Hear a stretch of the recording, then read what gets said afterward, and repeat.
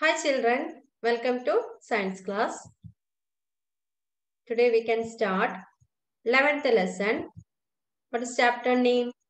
Transportation in animals and plants. Transportation in animals and plants. Okay, there is a picture. Circulatory system. Picture of circulatory system in human being. Human being le circulatory system in a picture. Here you can see heart, vein and artery. Arteries are shown in red color and veins are shown in blue color. Okay.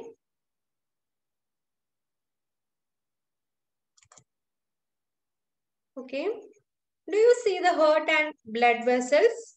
You can see heart and blood vessels in the picture. The heart and blood vessels together constitute a system called circulatory system. Heart and blood vessels കൂടെ ചേർന്നിട്ടുള്ളതാണ് circulatory system. What is the function of heart and blood vessels? The function to transport substances to various parts of the body. Bodyന്റെ ഓരോ പാർട്സിലേക്ക് സബ്സ്റ്റൻസിനെ transport ചെയ്യുന്നതാണ് circulatory systemത്തിന്റെ function. Okay. First look at blood. Blood is the fluid which flows in blood vessels. Blood എന്ന് പറയുന്നത് fluid ആണ് that flows in blood vessels. Blood vesselsലുള്ള flow ചെയ്യുന്ന fluidനെയാണ് blood എന്ന് പറയുന്നത്. It transports substances like digested food from small intestine to other parts of the body. Small intestine നിന്നുള്ള digested foodനെ ബോഡിയുടെ ഓരോ പാർട്സിലേക്ക് എത്തിക്കുന്നതാണ് ഇതിന്റെ bloodന്റെ function. It carries oxygen from the lungs to the cells of the body. ലങ്സിൽ നിന്ന് ഓക്സിജനെ ബോഡിയുടെ ഓരോ സെൽസിലേക്കും transport ചെയ്യുന്നുണ്ട്. It also transport waste for removal from the body. Waste മെറ്റീരിയലിനെയും അതുപോലെ തന്നെ വേസ്റ്റ് മെറ്റീരിയലിനെയും ട്രാൻസ്പോർട്ട് ചെയ്യുന്നുണ്ട് blood. Okay. Blood is composed of a fluid called plasma. ബ്ലഡിലുള്ള ഫ്ലൂയിഡിന് പറയുന്ന പേരാണ് plasma. In which different types of cells are suspended. ബ്ലഡിൽ ഡിഫറെന്റ് ടൈപ്സ് ഓഫ് സെൽസ് ഉണ്ട്. RBC, WBC and platelet. First look at RBC. One type of cells are the red blood cells. RBC is red blood cells which contain red pigment called hemoglobin. RBC le red pigment ne vilikkunna perana hemoglobin. Hemoglobin bind with oxygen and transport it to all parts of the body and ultimately to all cells. Haemoglobin ആണ് ഓക്സിജനെ ബോഡിന്റെ എല്ലാ പാർട്സിലേക്കും transport ചെയ്യുന്നത്. ഹീമോഗ്ലോബിനും ഓക്സിജനും കൂടെ bind ചെയ്തിട്ട് ബോഡിന്റെ എല്ലാ പാർട്സിലേക്കും transport ചെയ്യുന്നുണ്ട്. It will be difficult to provide oxygen efficiently to all the cells of the body without hemoglobin. Hemoglobin ഇല്ലെങ്കിൽ ഓക്സിജനെ സെൽസിന്റെ എല്ലാ പാർട്ടിലേക്കും എത്തിക്കുക എന്നുള്ളത് ഡിഫിക്കൽട്ട് ആണ്. The presence of hemoglobin makes blood appear red. ഹീമോഗ്ലോബിന്റെ പ്രസൻസിലാണ് ബ്ലഡ് റെഡ് കളർ ഉള്ളത്. The blood also has white blood cells. ബ്ലഡിൽ white blood cells ഉണ്ട്. That is called WBC, which fight against germs that may enter our body. നമ്മുടെ ബോഡിയിൽ കിടക്കുന്ന ജേംസിനെ എതിരെ fight ചെയ്യുന്നതാണ്, ജേംസിനെതിരെ ആക്ട് ചെയ്യുന്നതാണ് WBC. And the last type of cells is platelets. Last type of cells ആണ് platelets എന്ന് പറയുന്നത്. The clot is formed because of the presence of another type of cells in the blood. ബ്ലഡിലുള്ള platelet ഉള്ളത് കൊണ്ടാണ് clot. ഇപ്പൊ എവിടെയെങ്കിലും നമ്മൾ മുറിയൊക്കെ ചെയ്തിട്ടുണ്ടെങ്കിൽ ബ്ലഡ് കുറച്ച് പോയി പിന്നെ ക്ലോട്ട് ആവുന്നുണ്ട്. കട്ടയാവുന്നതിനുള്ള കാരണം പ്ലേറ്റ്ലെറ്റ് ആ ബ്ലഡിൽ ഉള്ളത് കൊണ്ടാണ്. So RBC, red blood cells, WBC, white blood cells and platelet. These are the three types of cells in blood. Next, about blood vessels. There are different types of blood vessels in the body. During inhalation process എന്ന് പറഞ്ഞാൽ air ഉള്ളിലേക്ക് എടുക്കുന്ന process, a fresh supply of oxygen fills in the lungs. Inhalation processൽ ലങ്സിൽ oxygen fill ചെയ്യും. Oxygen has to be transported to rest of the body. ഓക്സിജനെ ബോഡിന്റെ ഓരോ പാർട്സിലേക്കും ട്രാൻസ്പോർട്ട് ചെയ്യുന്നത് ബ്ലഡ് വെസൽ ആണ്. Also, the blood picks up the waste materials including carbon dioxide from the cells. Cells നിന്നുള്ള കാർബൺ ഡയോക്സൈഡിനെയൊക്കെ കളക്ട് ചെയ്യുന്നതും blood ആണ്. This blood has to go back to the heart for transport to the lungs for the removal of carbon dioxide. Carbon ഡൈ ഓക്സൈഡിനെ എന്താ ചെയ്യുന്നത്? ഓരോ സെൽസിലുള്ള carbon ഡൈ ഓക്സൈഡിനെ ഹേർട്ടിലേക്ക് ആദ്യം എത്തിക്കുന്നുണ്ട്. ഹേർട്ടിൽ നിന്ന് പിന്നെ അതിനെ ലങ്സിലേക്ക് ട്രാൻസ്പോർട്ട് ചെയ്യുന്ന, ലങ്സിൽ നിന്ന് അതിനെ പുറത്തേക്കൊക്കെ ട്രാൻസ്പോർട്ട് ചെയ്യുന്നത് ആരാണ്? ബ്ലഡ് ആണ്. So two types of blood vessels, രണ്ട് types blood vessels ഉണ്ട്, which are the arteries and veins. Arteries and veins are the two types of blood vessels. Arteries carry oxygen-rich blood from the heart to all parts of the body. What is the function of artery? Artery എന്താ ചെയ്യുന്നത്? Oxygen rich ആയിട്ടുള്ള ബ്ലഡിനെ ഹാർട്ടിൽ നിന്ന് ബോഡിന്റെ എല്ലാ പാർട്സിലേക്കും transport ചെയ്യുന്നുണ്ട്. Since the blood flow is rapid, blood flow എന്താണ്? Rapid ആയിരിക്കും. And at a high pressure blood flow ചെയ്യാം. The arteries have thick elastic wall. High pressure ഉള്ളത് കാരണം ആർട്ടറീസിന് എന്താണ്? ആർട്ടറീസിന്റെ wall, ഇലാസ്റ്റിക് ആയിട്ടുള്ള thick elastic wall ആണ് ആർട്ടറീസിന് ഉള്ളത്. Okay. ബ്ലഡ് ഫ്ലോ റാപ്പിഡ് ആയതുകൊണ്ട്, ഹൈ പ്രഷർ ആയതുകൊണ്ട് ആർട്ടറീസിന് തിക്ക് ആയിട്ടുള്ള ഇലാസ്റ്റിക് വോള് ആണ്. എന്നാലേ ആ തിക്ക് ഇലാസ്റ്റിക് വോള് വന്നിട്ടുണ്ടെങ്കിൽ ആർട്ടറീസിന് ഈ പ്രഷർ, ബ്ലഡിന്റെ ഹൈ ഫ്ലോ വരുന്ന സമയത്ത് ഉണ്ടാകുന്ന പ്രഷറിന് താങ്ങാൻ പറ്റുള്ളൂ. Okay, one activity.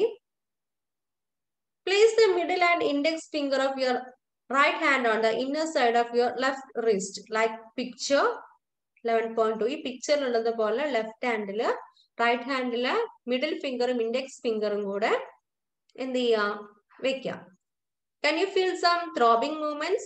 Throbbing movements, ഒരു throbbing ആയിട്ടുള്ള ഒരു മൂവ്മെന്റ് ഉണ്ടോന്ന്, ഒരു ഇടിക്കുന്ന പോലെയുള്ള ഒരു മൂവ്മെന്റ് ഉണ്ടോന്ന്. Why do you think there is throbbing? Throbbing movement എന്തുകൊണ്ടാണ് ഉണ്ടാകുന്നത്? That throbbing movement is called pulse. ആ throbbing movement, ആ മിടിപ്പിനെയാണ് എന്ത് പറയുന്നത്? പൾസ് എന്ന് പറയുന്നത്. And it is due to the blood flowing in the arteries. Pulse ഉണ്ടാവാൻ കാരണം എന്താണ്? ആർട്ടറീസ്, ആർട്ടറീസിലൂടെ ബ്ലഡ് ഫ്ലോ ചെയ്യുന്നത് കൊണ്ടാണ് പൾസ് ഉണ്ടാവുന്നത്. How many pulse beats could you count? എത്ര പൾസ് ബീറ്റ് ഉണ്ട്? The number of beats per minute is called pulse rate. What is pulse rate? The number of beats per minute. ഒരു മിനിറ്റിലുള്ള ബീറ്റ്സിന്റെ നമ്പറിനെയാണ് pulse rate എന്ന് പറയുന്നത്.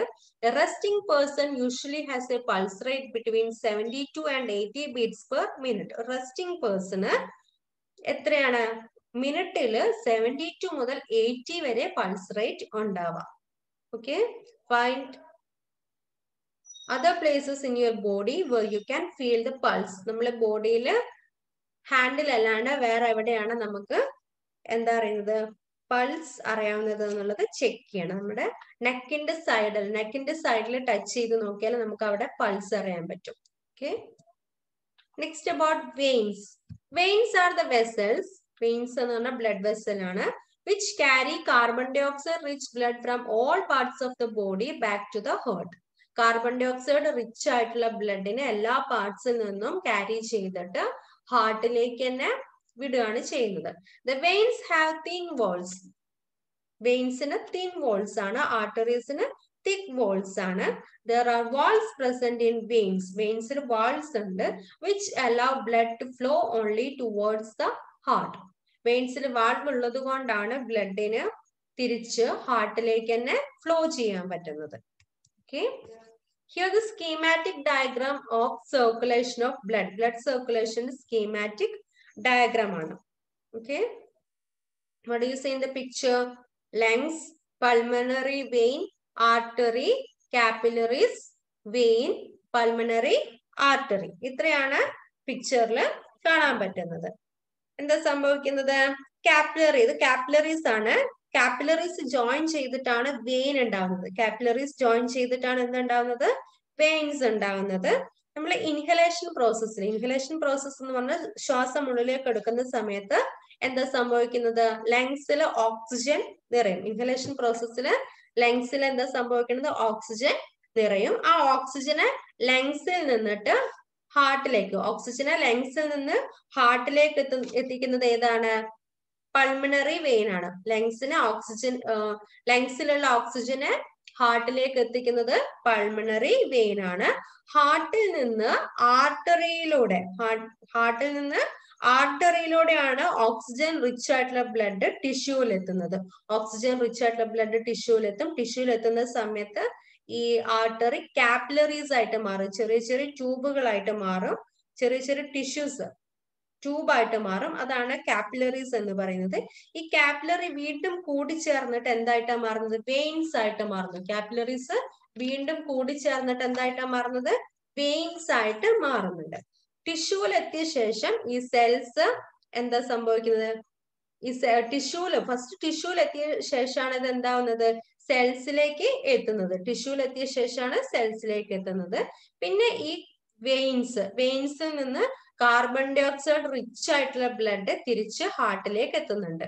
ടിഷ്യൂവിൽ നിന്ന് carbon dioxide rich ആയിട്ടുള്ള blood വെയിനിലൂടെ ഹാർട്ടിലേക്ക് തിരിച്ച് എത്തുന്നുണ്ട്. അവിടെ നിന്ന് പൾമണറി ആർട്ടറിയിലൂടെയാണ് ലങ്സിലേക്ക് എത്തുന്നത്. പൾമണറി ആർട്ടറിയിലൂടെ ലങ്സിലേക്ക് എത്തുന്നത്. ലങ്സിൽ നിന്ന് എക്സലേഷൻ പ്രോസസ്സിലൂടെ പുറത്തേക്ക് പോകുന്നുണ്ട്. ഫസ്റ്റ് ഇൻഹലേഷൻ പ്രോസസ്സിൽ ലങ്സിൽ ഓക്സിജൻ നിറയും. അവിടുന്ന് പൾമണറി വെയിനിലൂടെ ഹാർട്ടിലേക്ക് എത്തുന്നു. ഹാർട്ടിൽ നിന്ന് ആർട്ടറിയിലൂടെ ടിഷ്യൂലെത്തുന്ന സമയത്ത് കാപ്പിലറീസ് ആയിട്ടുള്ള ചെറിയ ട്യൂബുകളായിട്ട് ഡിവൈഡ് ചെയ്യും. അത് വീണ്ടും ജോയിൻ ചെയ്തിട്ട് വെയിനിലൂടെ കാർബൺ ഡൈ ഓക്സൈഡ് റിച്ച് ആയിട്ടുള്ള ബ്ലഡ് എന്താക്കുന്നുണ്ട്? ഹാർട്ടിൽ എത്തുന്നുണ്ട്. ഹാർട്ടിൽ നിന്ന് പൾമണറി ആർട്ടിലൂടെ carbon dioxide rich blood ലങ്സിലെത്തും. ലങ്സിൽ നിന്ന് എക്സലേഷൻ പ്രോസസ്സിലൂടെ പുറത്തേക്ക് പോകും. That is a schematic diagram of circulation. On reaching the tissues, they divide further into extremely thin tubes that is called the capillaries that you already studied now. Tissues lettuna samayathu artery thin tube aayittu divide cheyunu. That tubes are called capillaries. Okay. We will continue on next class. Thank you.